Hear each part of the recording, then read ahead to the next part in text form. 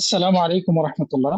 বিসমিল্লাহ আলহামদুলিল্লাহ ওয়াসসালাতু ওয়াসসালামু আলা রাসূলিল্লাহি ওয়া বা'দ। সম্মানিত দর্শক শ্রোতা, আপনারা যারা আমাদেরকে এই বিশেষ আলোচনা অনুষ্ঠানে যাকাত সম্প্রসারণ কর্তৃক আয়োজিত যে অনুষ্ঠান সেটাতে উপস্থিত হয়েছেন, সবাইকে স্বাগত জানাচ্ছি, শুভেচ্ছা জানাচ্ছি।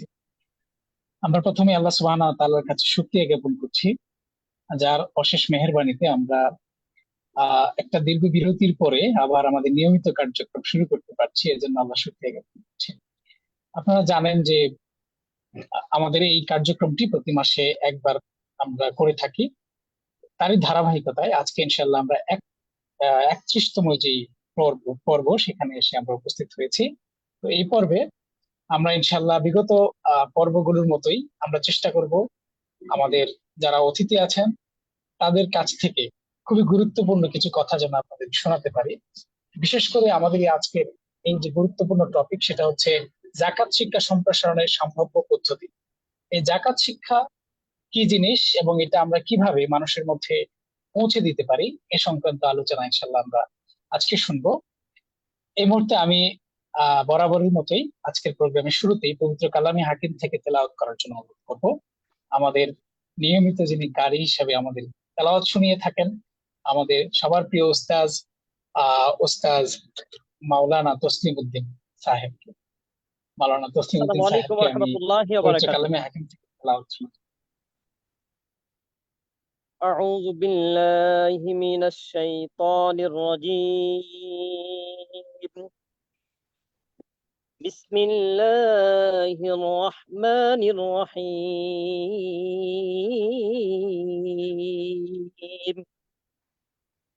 وما أمروا إلا ليعبدوا الله مخلصين له الدين حنفاء ويقيموا الصلاة ويؤتوا الزكاة وذلك دين القيمة.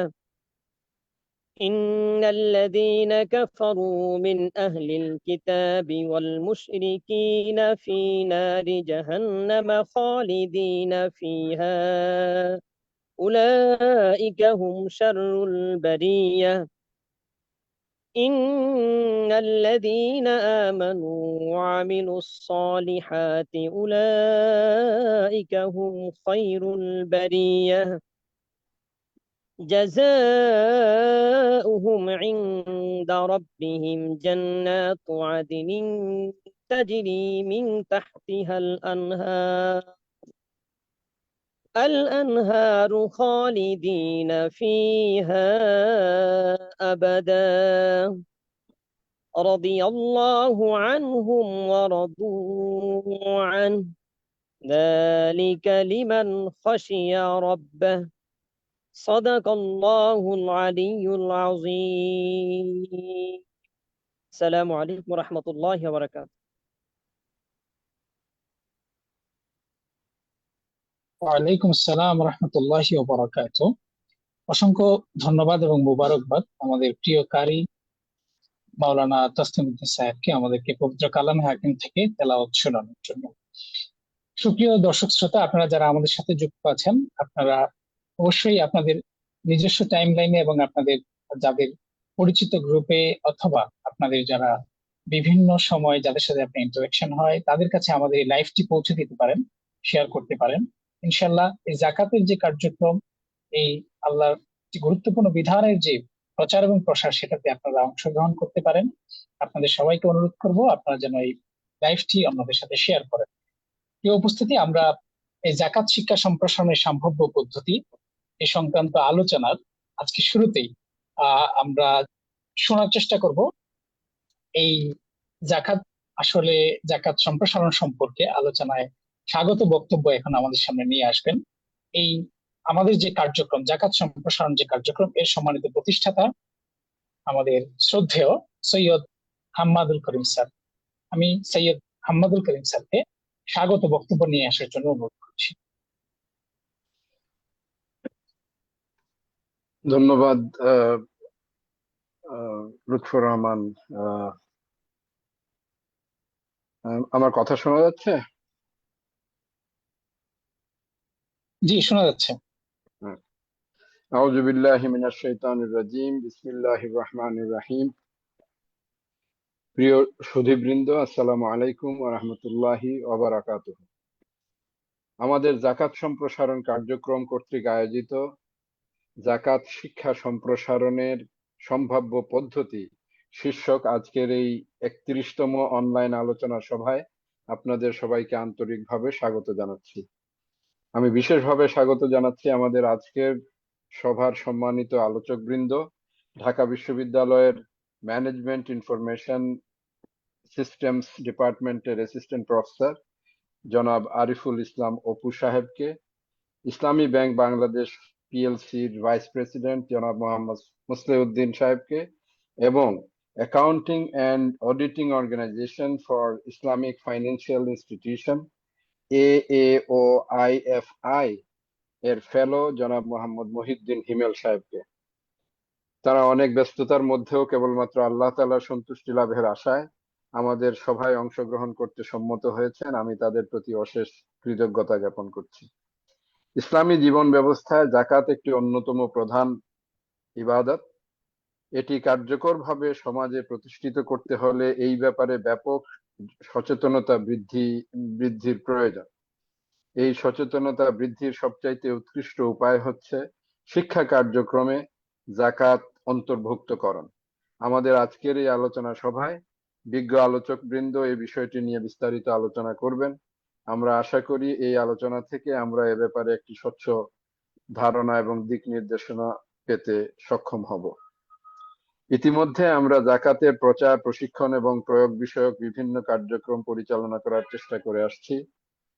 তারই অংশ হিসাবে আমরা নিয়মিতভাবে যাকাতের বিভিন্ন তাত্ত্বিক এবং প্রায়োগিক বিষয়াদির উপর অনলাইন আলোচনা সভার আয়োজন করছি। তবে এতে প্রদত্ত যে কোনো বক্তব্যের জন্য বক্তা নিজেই দায়িত্বশীল থাকবেন। আমরা সশরীরেও এ ধরনের আলোচনা সভা করে থাকি। স্থানীয়ভাবে কেউ উদ্যোগ নিলে আমরা তাতে সহযোগিতা করার চেষ্টা করব। এখানে বিশেষভাবে উল্লেখ্য যে আমাদের যাকাত সম্প্রসারণ কার্যক্রম সরাসরি যাকাত আহরণ অথবা বিতরণে সম্পৃক্ত নয়। আমাদের ব্যাপারে আরো জানার জন্য আপনারা আমাদের ওয়েবসাইট www.zakatpromotion.org প্রদক্ষিণ করতে পারেন অথবা আমাদের সাথে সরাসরি যোগাযোগ করতে পারেন। আমরা এই কাজে সকলের সহযোগিতা প্রত্যাশা করি। আমি আমার বক্তব্য এখানেই শেষ করছি। আশা করি মহান আল্লাহ তাআলার অনুগ্রহে এবং আপনাদের সবার সহযোগিতায় আমাদের আজকের আলোচনা সভাটি সাফল্যমণ্ডিত হবে। সবাইকে আবারও স্বাগতম। আল্লাহ হাফেজ। আসসালামু আলাইকুম ওয়া রাহমাতুল্লাহি ওয়া বারাকাতুহু। ওয়ালাইকুম আসসালাম রহমতুল্লাহি ওয়া বারাকাতুহু। অসংখ্য ধন্যবাদ জানাচ্ছি আমাদের এই যাকাত সম্প্রসারণ কার্যক্রমের সম্মানিত প্রতিষ্ঠাতা সৈয়দ হাম্মাদুল করিম স্যারকে তার সংক্ষিপ্ত স্বাগত বক্তব্য প্রদান করার জন্য। আমি এই মুহূর্তে কথা বলার জন্য অনুরোধ করব আমাদের আজকের অনুষ্ঠানের একজন সম্মানিত অতিথি জনাব মহিউদ্দিন হিমেল সাহেবকে, যিনি fellow accounting and auditing organization for Islamic financial institution AAOIFI। আমি সম্মানিত অতিথিকে কথা বলার জন্য অনুরোধ করছি। আজকের আলোচ্য বিষয় আপনারা সবাই জানেন, সেটা হচ্ছে যাকাত শিক্ষা সম্প্রসারণে সম্ভাব্য পদ্ধতি। ধন্যবাদ আজকের প্রোগ্রামের সঞ্চালককে। শুরুতে আমি একটু ক্লিয়ার হয়ে নিতে চাচ্ছি, আমার কথাগুলো শোনা যাচ্ছে কিনা? ক্লিয়ার? জি আলহামদুলিল্লাহ, আপনার কথা শোনা যাচ্ছে। Thank you. আসসালামু আলাইকুম ওয়া রাহমাতুল্লাহ। নাহমাদুহু ওয়া নুসাল্লি আলা রাসূলিল কারীম। ওয়ালাইকুম আসসালাম। আজকে আমাদের যে আলোচনার টপিক, বিশেষ করে যাকাত নিয়ে, যে যাকাত সম্প্রসারণ কার্যক্রমের উদ্যোগে রেগুলার বেসিসে প্রতি মান্থলি যে আলোচনাগুলো হয়ে থাকে, তার মধ্যে ৩১তম যে আলোচনার টপিকটা যাকাত শিক্ষা সম্প্রসারণের সম্ভাব্য পদ্ধতি, এই বিষয়ে আজকে আলোচনা করার জন্য আমাকে এখানে সুযোগ দেওয়ার জন্য আমি শুরুতেই আয়োজকদেরকে অসংখ্য ধন্যবাদ জানাচ্ছি। আমি প্রথমে আমার একটু এই ব্যাপারে কিছু অভিজ্ঞতার বিষয় বলে রাখি। আমি আমার ক্যারিয়ারের শুরুতেই আমি বাংলাদেশে একটা লিডিং যাকাত ম্যানেজমেন্ট প্রতিষ্ঠানের সাথে যুক্ত ছিলাম। এবং সেখানে খুব লার্জ স্কেলে জাকাত ম্যানেজমেন্টের বিষয়গুলো খুব কাছ থেকে দেখার সুযোগ হয়েছে। এছাড়া আহ জাকাত রিলেটেড ওয়ার্ল্ডে যে একাডেমিক কার্যক্রমগুলো চলে, স্ট্যান্ডার্ড গুলো প্রণয়ন করে, সে সকল প্রতিষ্ঠানগুলোর সাথে কাজ করার সুযোগ হয়েছে এবং প্র্যাকটিক্যালি কিছু জাকাত রিলেটেড কাজ করার অভিজ্ঞতা রয়েছে। সেই জন্য হয়তো আমার নিজের ব্যক্তিগত এক্সপিরিয়েন্স থেকে কিছু কথা বলতে সক্ষম হবো ইনশাল্লাহ। তো প্রথম কথা হচ্ছে যে আমরা তো জাকাতের গুরুত্ব এবং মাহাত্ম্য সম্পর্কে মোটামুটি আমাদের সমাজে ভালো একটা জানাশোনার মধ্যে দিয়ে আছে। আমরা তো জানি যে ইসলামের যে 5টা স্তম্ভ বা পিলার বলা হয়, সেগুলোর মধ্যে জাকাত একটা অন্যতম স্তম্ভ। অর্থাৎ আহ একটা নির্দিষ্ট পরিমাণ সম্পদের মালিক হওয়ার পরে তাকে ওই সম্পদটা 1 বছর যখন রিভলভিং হবে, তার উপর তাকে 2.5% হারে জাকাত দিতে হয়। তো এই জাকাতটা ইসলামের যে সমস্ত অনেকগুলো রিডিস্ট্রিবিউটিভ টুলস রয়েছে, অর্থাৎ সম্পদ যেন এক জায়গায় গিয়ে একীভূত না হয়ে যায়, সেই জন্য ইসলাম কিছু সম্পত্তিগুলো যাতে করে রিভলভিং হয়, সেই জন্য ইসলাম কিছু টুলস ব্যবহার করে থাকে। তার মধ্যে একটা অন্যতম টুলস হচ্ছে জাকাত। আমরা সাদাকা আছে, সাদাকাতুল ফিতর আছে, কম্পালসারি সাদাকা কোনটা আছে এমনিতেই, যেটা আমাদের কম্পালসারি না, যেমন সাদাকাতুল ফিতরটা কম্পালসারি, এমনি সাদাকা দান করি। তারপর ওয়াকফ আছে, অনেকগুলো রিডিস্ট্রিবিউটিভ টুলস আছে। ইভেন ব্যবসাও একরকম, আপনি ব্যবসা করতে যাবেন, কখন আপনার সম্পদ লাভ হবে, লস হবে। তো ওভারঅল ইসলামিক ইকোনমিক্স এর যে মূল উদ্দেশ্যটা হচ্ছে কি, অর্থাৎ ইসলামিক ইকোনমিক্স, ইসলামিক একটা সমাজের মধ্যে সকল নাগরিকগণ যেন তার সামর্থ্য অনুযায়ী ইকোনমিক অ্যাক্টিভিটির মধ্যে সে ইন করতে পারে, সেই কাজটাই হচ্ছে ইসলামিক ইকোনমিক্স এর মূল পারপাস। তো এই জাকাত তো একটা ইন করার একটা পদ্ধতি। জাকাতে যে স্পেসিফিক 8টা খাত আছে, সে খাতগুলো সম্পর্কে তো আমরা জানি। একটা বিষয় খেয়াল করবেন যে জাকাতের খাতগুলোর ব্যাপারে স্পেসিফিক বলে দেওয়া আছে এবং সেটা একটা প্যাটার্ন আছে। দেখবেন যে কোনো প্রতিষ্ঠানকে জাকাত মানে প্রতিষ্ঠান ডেভেলপমেন্টের জন্য জাকাত দেওয়া হয় না। জাকাত দেওয়া হয় বিশেষ করে যতগুলো খাত দেখবে সব ব্যক্তি কেন্দ্রিক, অর্থাৎ জাকাতের একটা নির্দিষ্ট পারপাস আছে। তো জাকাত নিয়ে যদি আমরা শিক্ষা সম্প্রসারণের কথা বলি, অর্থাৎ জাকাতের বিষয়টা আমরা মনে করি যে জাকাত যিনি দিবেন এবং যিনি নিবেন এতটুকুর মধ্যেই মনে হয় শিক্ষাটা হয়তো লিমিটেড। আমার কাছে যেটা মনে হয়েছে যে না, জাকাতের যে বিশাল ইম্প্যাক্ট, জাকাতের যে বিশাল এরিয়া রয়েছে, সেই বিষয়গুলো আমাদের সমাজে লার্জ স্কেলে ওই রকম অর্থে এখনো প্রচার পায় নাই। আমরা আমরা রিসেন্টলি দেখছি যে আলহামদুলিল্লাহ এটা একটা ভালো দিক যে জাকাত নিয়ে মানে কয়েকটা লেয়ারে আমরা সব সময় দেখছি যে জাকাত সব সময় সাধারণের মাঝে হয়তো আলোচনা, বয়ান, ওয়াজের মধ্যে আলোচনা হয়ে থাকে, কিন্তু সমাজের নীতি নির্ধারণী পর্যায়ে, তারপরে বড় বড় ব্যবসায়ী, বড় বড় পলিসি মেকার, তাদের মাঝে এই জাকাতের নলেজটাকে ছড়িয়ে দেয়া, এই কাজগুলো একটা সময় খুব কম ছিল। আস্তে আস্তে অন্য বিভিন্ন প্রতিষ্ঠানগুলো আমরা দেখছি যে উদ্যোগগুলো নিচ্ছে এবং বড় বড় পরিসরে পলিসি লেভেলও এই জিনিসগুলো নিয়ে আলোচনা হচ্ছে। তো জাকাতের যদি শিক্ষার কথা বলি, আমরা শিক্ষা তো কয়েকটা লেয়ারে হয়ে থাকে। প্রধানত যদি ধরি যে আপনাকে এই শিক্ষাটার জন্য সবগুলা আমাদের যে ডেমোগ্রাফিক্স আছে সবগুলা লেয়ারে আমাকে এই শিক্ষাটা সাজাতে হবে। অর্থাৎ বাচ্চা থেকে শুরু করে শিশু, তরুণ, নারী, পুরুষ সকলের জন্য এই লেভেলটা আমার মত তৈরি করতে হবে। আর আপনি বাচ্চাকে যে ভাবে জাকাতটা শিখাবেন, তরুণের জন্য তো সেভাবে হবে না। অর্থাৎ আপনি ছোট মানুষকে গল্প বলে বলে জাকাতের গল্পটা শিখিতে হবে। তাহলে সেই কন্টেন্ট গুলো তৈরি করতে হবে। হয়তোবা আপনি সেটা কার্টুনে কি হতে পারে, অথবা গল্প, শিশুদের উপযোগী গল্প করে হতে পারে। তারপরে আপনি মাধ্যমিক তাহলে 2 রকমের আছে, একটা হচ্ছে ফর্মাল এডুকেশন, একটা হচ্ছে ইনফর্মাল এডুকেশনে জাকাতটাকে আনতে হবে। ফর্মাল এডুকেশনের ক্ষেত্রে আমরা যেটা দেখি কি, অর্থাৎ আমাদের একাডেমিক সিস্টেমের মধ্যে সেকেন্ডারি, হায়ার সেকেন্ডারি, তারপরে কলেজ লেভেলে, তারপরে ইউনিভার্সিটি লেভেলে এই এডুকেশনটাকে তার লেয়ার অনুযায়ী সাজাতে হবে। তারপর ইনফর্মালের মধ্যে কি আছে, ইনফর্মালের মধ্যে আমরা দেখতে পাচ্ছি যে যেটা আমি একটু আগে বললাম যে বাচ্চাদের উপযোগী বইপত্র বের করা, কিন্ডার গার্ডেনে সে গল্প, 10টা গল্পের মধ্যে একটা গল্প জাকাত রিলেটেড, অথবা জাকাতের কারণে সমাজে কিরকম ইম্প্যাক্ট হয়েছে সেই বিষয়ে গল্পটা তুলে ধরা। তারপরে এভাবে আপনার একটা একেবারেই সাধারণ মানুষ যেভাবে একাডেমিক্যালি না সাউন্ড না, তার জন্য কি সোশ্যাল মিডিয়ায় সেই উপযোগী গল্পগুলো তৈরি করা, আপনার উপন্যাস লেখা, আপনার বিভিন্ন যে কন্টেন্ট আছে, ওয়েবের কন্টেন্ট আছে, সেটা নাটক হতে পারে, সেটা একটা সিরিয়াল হতে পারে। জাকাত তো শুধু জাকাত না, জাকাতের কারণে একটা সমাজ বদলে যাওয়ার যে একটা আমরা একটা কল্পনা হাজির করতে পারি যে এই সমাজটা একটা আদর্শ সমাজে জাকাত যখন ইমপ্লিমেন্টেশন হয় সেই সমাজটা কেমন সমাজ হয়। যখন আমরা ভিজুয়ালাইজেশন করতে পারবো তখন অনেকেই হয়তো জিনিসটা আগায় আসতে পারবে।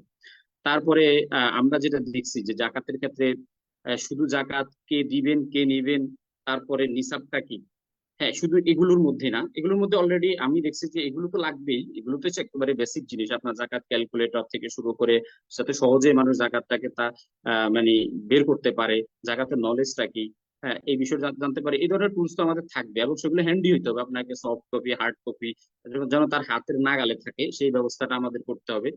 আর 2 নাম্বার হচ্ছে যে যেমন আমরা এই রিসেন্টলি দেখছি যে জাকাতের বিষয়টাকে ওয়ার্ল্ড এর বড় বড় যে পলিসি মেকিং অর্গানাইজেশন, বিশেষ করে ইউএন থেকে শুরু করে অন্যান্য অর্গানাইজেশন গুলো খুব ভালোভাবে তারা আগায় আসতেছে এই বিষয়টা নিয়ে।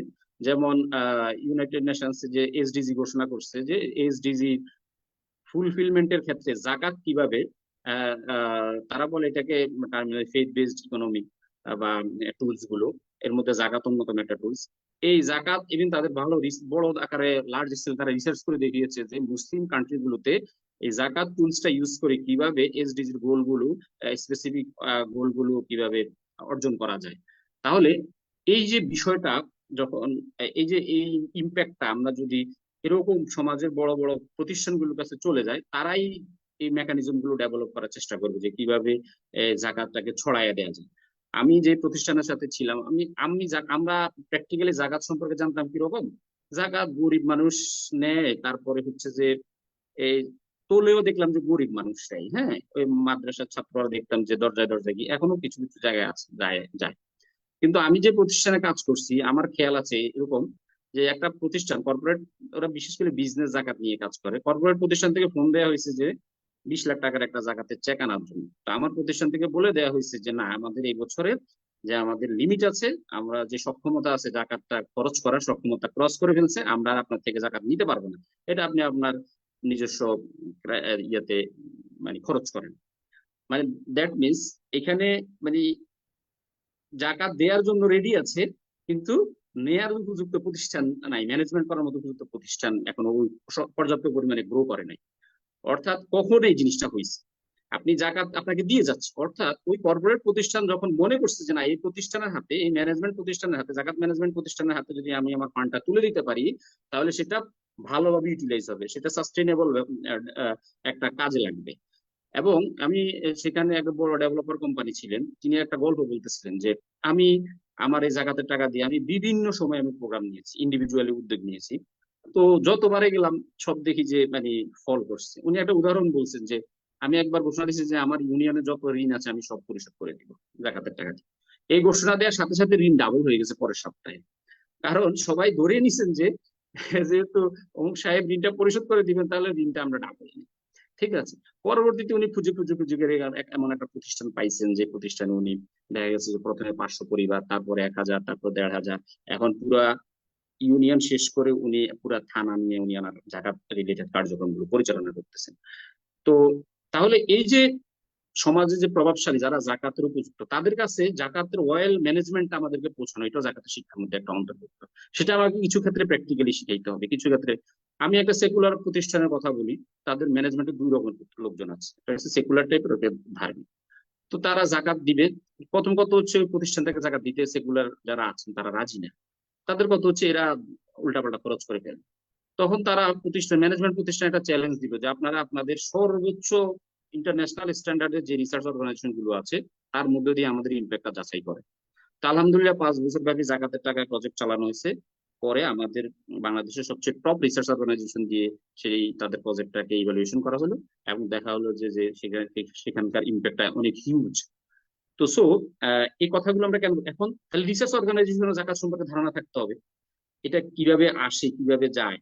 ওভারঅল আমাদের যে মানে যত লেয়ারে ফাংশন করে সোসাইটি এঙ্গেজড আছে, সেই সবগুলো লেয়ারে জাকাতটাকে জাকাতের শিক্ষাটাকে পৌঁছানোর জন্য সব ধরনের, বিশেষ করে এই রিলেটেড পিএইচডি বলেন, একাডেমিক রিসার্চ বলেন, তারপরে সব আবার এদিকে একাডেমিক রিসার্চের পাশাপাশি ধরেন পাবলিক কন্টেন্ট, যেগুলো সব তো আর মানুষ একাডেমিক রিসার্চের মাধ্যমে শিখবে না, পাবলিক কন্টেন্ট তৈরি করা সেই জিনিসগুলো। এবং এটা মাল্টি ডাইমেনশনাল দিক থেকে, শুধু জাকাত কারা নিবে কারা দিবে এটা, জাকাতের মাধ্যমে যে সমাজে একটা হারমোনি তৈরি হয়, ইকুইটেবল সোসাইটি তৈরি হয়, সেটার গল্পগুলো তুলে ধরা। হ্যাঁ, তারপরে আমরা দেখছি যে এই জাকাতের মাধ্যমে যে আমরা সোশ্যাল রেসপন্সিবিলিটি কিভাবে গ্রো করছে, ঠিক আছে, তারপরে একটা ইকোনমিক জাস্টিসটা কিভাবে এনশিওর হচ্ছে। এবং আপনি আহ, ধরেন আপনি টাকা জমায় রাখবেন, কেউ একজন গোল্ড জমায় রাখবে, সেটা এই টাকা জমা রাখা থেকে কিভাবে জাকাত বার করতেছে, মানে তাকে ডিসকারেজ করতেছে কেন? আপনি যদি জমায় রাখেন তাহলে কি হবে, আপনাকে তো নির্দিষ্ট হারে প্রতি বছর 2.5% করে করে দিতে হবে। তখন আপনার ভিতরে মনে হবে যে না, এটাকে তো আমি এইভাবে অলস ফেলে রাখলে মানে হচ্ছে না, আমাকে এটা বিজনেসে ইয়ে করতে হবে। এবং যিনি জাকাত দিচ্ছেন তাকে প্রমোট করা, যে আপনি জাকাত দেওয়ার মাধ্যমে আপনি আসলে উপকৃত হচ্ছেন, আপনার থেকে চলে যাচ্ছে না। সেটা তো আপনাকে গল্প দিয়ে ইয়ে দিয়ে উদাহরণ দিতে হবে। আমি মানে আমি আমাদের কাছে এরকম বড় বড় মানে জাকাত ডোনার যারা আছেন তাদের অনেক গল্প আছে, অনেক গল্প আছে যে সে জাকাত দেওয়ার পর থেকে তার ব্যবসাতে কি পরিবর্তন আসছে, তার সোসাইটিতে কি পরিবর্তন, সে সব এই জন্য সে মানে তারা কোনো প্রচারণাও করে না যে এত কোটি টাকা জাকাত দিই। আপনাদের একটা প্রতিষ্ঠান 10 কোটি টাকা বিজনেস জাকাত দিচ্ছে, ঠিক আছে, বাংলাদেশি প্রতিষ্ঠান, মানে তারা মানে কতটা অ্যাডভান্স, কতটা তারা জাকাতের প্রতি তাদের কতটা ট্রাস্ট তৈরি হওয়ার কারণে তারা এটা করতে পারে। তো এই আমার কথা হচ্ছে যে যার যে ভাষা আছে আপনার, তার ভাষার উপযোগী করে কন্টেন্ট তৈরি করা। এবং আমাদের যে ফর্মাল যে প্রতিষ্ঠান আছে, আমাদের শিক্ষা প্রতিষ্ঠান, সেগুলোতে প্রত্যেকটা লেয়ার অনুযায়ী আমাদের যে শিক্ষা কার্যক্রমের মধ্যে এই বিষয়গুলো নিয়ে আসা। শুধু এবং মানে জিনিসগুলো হতে হবে প্র্যাকটিক্যাল, চমকপ্রদ ভাবে নিয়ে আসা। আপনি যে পড়তে গিয়ে ছেলেপেলেরা মানে কিরকম হবে, অনেকটা তারা আগ্রহ হারিয়ে ফেলবে এমন না হয় যেন। তো আমার ওভারঅল যে কথাটা হচ্ছে যে জাকাতের শিক্ষা সম্প্রসারণের প্রথম কথা হচ্ছে পরিবার একটা ভূমিকা পালন করবে। আপনার ছোট বাবু যে এখনো কথা বলা শিখে নাই, কিন্তু গল্প বললে সে খুব মনোযোগ দিয়ে কান দিয়ে শুনে থাকে, কি ভিজুয়ালাইজ করার চেষ্টা করে, তাকে আপনি জাকাতের গল্পটা কিভাবে বলবেন? তাহলে আমাদের প্রচলিত যে যে আমাদের ভূত পেতনির যে গল্পগুলো আছে এগুলোর পরিবর্তে আপনাকে জাকাত নিয়ে এরকম গল্পগুলো তুলে ধরতে হবে, ঠিক আছে, সেরকম কন্টেন্ট তৈরি করা। তারপরে সামাজিক যে শিক্ষাটা, অর্থাৎ সামাজিক যে অ্যাওয়ারনেসটা জাকাতে, সেই জন্য জাকাত রিলেটেড যে সামাজিক প্রতিষ্ঠানগুলো আছে, সামাজিক প্রতিষ্ঠানগুলোর রোল কি হতে পারে সেটা রিলেটেড পুস্তিকা বের করা। একটা একটা সমাজে একটা জাকাত প্রতিষ্ঠান কিভাবে ফাংশন করতে পারে, সে কয় ধরনের কাজ করতে পারে। অনেক তো আমরা এবার বিশেষ করে এবারে বিপ্লবের পর দেখছি যে প্রচুর ভলান্টিয়ার ওয়ার্ক তৈরি হয়েছে, হ্যাঁ, টিম তৈরি হয়েছে, কিন্তু এদের হাতে এরা জানেও না কিভাবে কি করতে হবে, অনেক কাজ জানে না। আপনি যদি একটা, আমার যদি একটা বুকলেট থাকতো যে কিভাবে জাকাতটাকে, জাকাত বেসড একটা সমাজকে ফাংশন করে, অথবা জাকাত নিয়ে কি কি ধরনের কাজ করা যায়, এরকম যদি আমরা একটা বুকলেট তাদের জন্য উপহার দিতে পারতাম, হয়তোবা আপনি হয়তো 100 কোটি টাকা দিতে পারবেন না, কিন্তু আপনি একটা বুকলেট দেওয়ার মাধ্যমে তারা নিজেদের মতো করে নিজেরা দেখবেন যে কর্মসূচি রেডি করে নিতে পারবে। তারপরে তাহলে আমরা সামাজিক আন্দোলনের মাধ্যমে এটা ছড়াইতে পারি। হ্যাঁ, পরিবার, সমাজ, রাষ্ট্রীয় পর্যায়ে আমরা তো জানি ওয়ার্ল্ডের মধ্যে বিশেষ করে মুসলিম প্রধান প্রায় অনেকগুলো দেশে জাকাতটাকে তারা রাষ্ট্রীয়ভাবে তারা ম্যানেজমেন্ট করার চেষ্টা করে। বাংলাদেশেও এটা 1982 সালে যে জাকাত বোর্ড নামে একটা বোর্ড তৈরি করা হয়েছে। যদিও আমাদের বিশেষ করে ট্রান্সপারেন্সি বা বিভিন্ন রকম অ্যাকাউন্টেবিলিটি অভাবের কারণে অনেকেই সরকারি প্রতিষ্ঠানে জাকাত দিতে আগ্রহ পোষণ করে না, তারপরেও এটা কিন্তু একটা পজিটিভ সাইন যে একটা দেশের রাষ্ট্রীয় পর্যায়ে জাকাত কালেকশনের জন্য একটা উদ্যোগ নেওয়া হয়েছে। হয়তো বা ভালো নেতৃত্বের হাতে গেলে এই জিনিসটা অনেক ভালোভাবে কাজ করবেন। তাহলে সেটার ব্যাপারে পলিসি সাজেশন করা, জাকাত বোর্ডের যিনি সভাপতি আছেন, যিনি টিম আছেন, প্রত্যেকটা জেলায় জেলায় জাকাত বোর্ডের কমিটি আছেন, তাদেরকে পলিসি সাজেশন করা, বোর্ড কিভাবে আরো ফাংশনাল হতে পারে, কিভাবে তার ট্রান্সপারেন্সি এনশিওর করলে তাদের জাকাতের কালেকশনের হার, জাকাত ডিসবার্সমেন্ট ইফেক্টিভ হতে পারে, সেই বিষয়ে আমাদের পলিসি পেপার সাজেশন করা, এটা জাকাত শিক্ষার মধ্যে একটা অন্তর্ভুক্ত হতে পারে। এবং রাষ্ট্রীয় পর্যায়ে আরো কিভাবে জাকাতের পলিসিটাকে মানে ইফেক্টিভ করা যায় সে ব্যাপারে বিশেষ করে আমরা আমরা যদি আমি আমি পলিসি নিয়ে কিছুদিন কাজ করছি, আমি জায়গাতে লোকাল গভর্নমেন্ট পলিসি নিয়ে কাজ করছি। পলিসি গুলো কি হয়, আমরা দেখি যে একটা লম্বা সময় ধরে একটা ডেভেলপমেন্ট এজেন্সি গুলো আসে, এসে নিজেদের মতো একটা সুন্দর করে একটা পলিসি ডেভেলপ করে সংশ্লিষ্ট মন্ত্রণালয়কে দিয়ে দেওয়া হয়। দিয়ে দেওয়ার পরে তারা কি করে, তারা মোটামুটি 2-1টা ওয়ার্ড কাটছাট করে ওটাই পাশ করে ফেলে মন্ত্রণালয়। অর্থাৎ এটার জন্য একটা আলাদা একটা কি থাকে, মানে প্রেশার গ্রুপ থাকে, আলাদা লেগে থাকে একটা টিম থাকে। আমরা অনেক সময় শুনি না যে ইসলামী ব্যাংক আজকে বাংলাদেশ বলা যায় ওয়ার্ল্ড ইসলামী ব্যাংকের লিডারশিপ দিয়েছে, হ্যাঁ, কিন্তু বাংলাদেশে কোনো এখন ইসলামী ব্যাংকিং আইন নেই। আমি বললাম আইন জীবনও থাকবে না। আপনার কি সরকার এসে আইন করে দিবে? কখনো করবে না। এখানে কি করতে হবে? এডিবি আইডিবি আসতে হবে, এসে বলবে যে 5 বছর মেয়াদী একটা প্রজেক্ট ইসলামী ব্যাংকিং ল ডেভেলপমেন্টের জন্য, সে ওভাবে করে ডেভেলপ করে সে রেডি করে দিবে, দেখবেন যে পরের সপ্তাহে কি যেন জাতীয় সংসদে উঠবে, সেটা পাশ হয়ে যাবে। প্রত্যেকটা একটা ক্রোনোলজি আছে, একটা সিস্টেম আছে।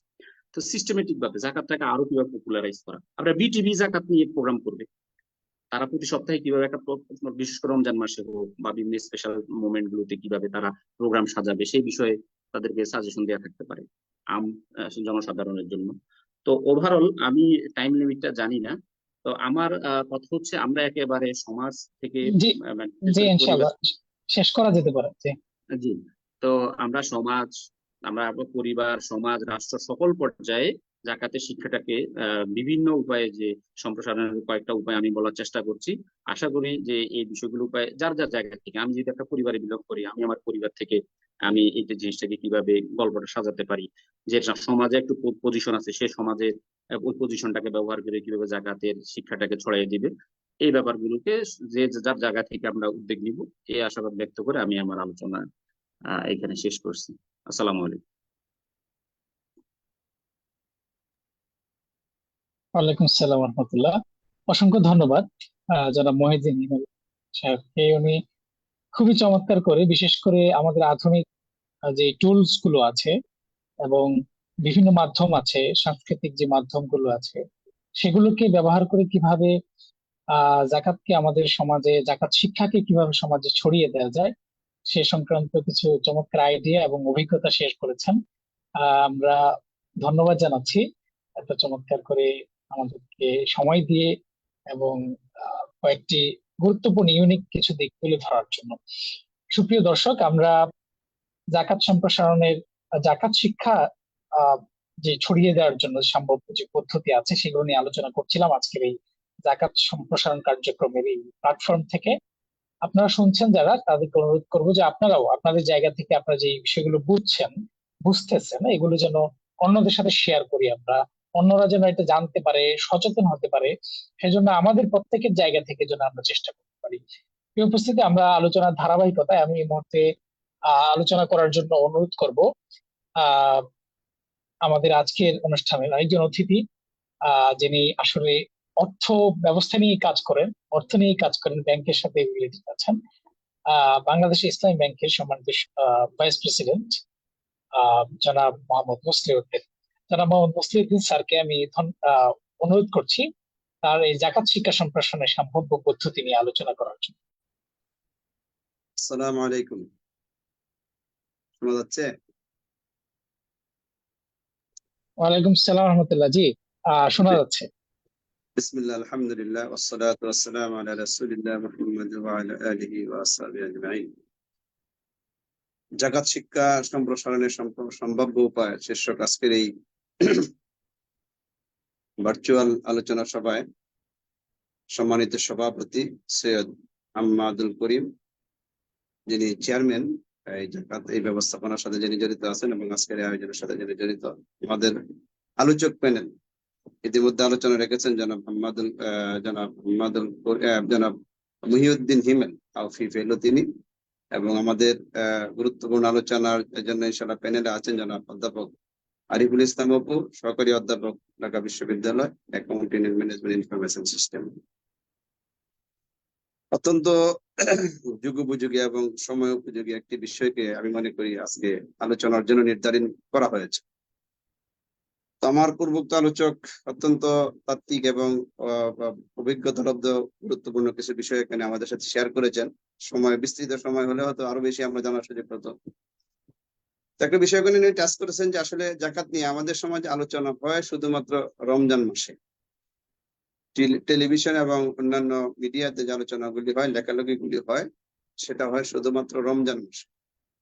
আসলে এখানে বোধহয় আমাদের যে এটা রমজান মাসে আলোচনা হওয়ার বিষয়ের কারণেই আসলে সারা বছর জন্য ধরে যে মানুষের মধ্যে সাইকোলজি, মানে জাকাত সাইকোলজি এবং জাকাত ফিলোসফি, এই দুইটা বিষয়কে আসলে আমাদের আলাদাভাবে দেখতে হবে। কারণ দুর্ভাগ্যজনক ভাবে আমাদের সমাজে জাকাতের একটা ইল সাইকোলজি এবং ইল ফিলোসফি আসলে এস্টাবলিশ হয়ে গেছে। মানে জাকাত মনে করা হচ্ছে যে ধনীর পক্ষ থেকে গরিবের প্রতি সেটা হচ্ছে এক ধরনের করুণা। সেই কারণেই যারা জাকাত দিচ্ছেন তাদের মধ্যে একটা এক ধরনের সুপিরিয়রিটি বিষয় আছে তাদের মেন্টালিটিতে, আর যারা জাকাত নিচ্ছেন তাদের মধ্যে ইনফেরিয়রিটি কমপ্লেক্সিটি আছে। এই ধারণার কারণে এবং অত্যন্ত বেদনার সাথে উল্লেখ করা যায় যে জাকাতের যে মৌলিকত্ব, জাকাতের যে বিধানের কথা রাসূল সাল্লাল্লাহু আলাইহি সাল্লামের ওই যে হাদিস, যে ইসলামের মূল ভিত্তি যে 5টি ব্যানার কথা যে হাদিস আব্দুল্লাহ ইবনে উমর রাদিয়াল্লাহু আনহু থেকে বর্ণিত যে হাদিসটি আমরা সবাই জানি, সেখানে রাসূল সাল্লাম বলেছেন বুনিয়াল ইসলাম আলা খামসিন। এই যে বুনিয়াল ইসলাম আলা খামসিন, সেখানে 5টা জিনিসের কথা ধারাবাহিকভাবে রাসূল সাল্লাল্লাহু আলাইহি সাল্লাম হাদিসে বলেছেন। কিন্তু ওই হাদিসের ধারাবাহিকতাটা ভঙ্গ করে আমাদের সমাজে যে ধারাবাহিকতা আমরা নিজেরা সেট করে নিয়েছি, সেখানেই বোঝা যাচ্ছে যে জাকাতটাকে একদম আমরা শেষে নিয়ে গেছি আমাদের সাইকোলজির কারণে, আমাদের ইল সাইকোলজির কারণে।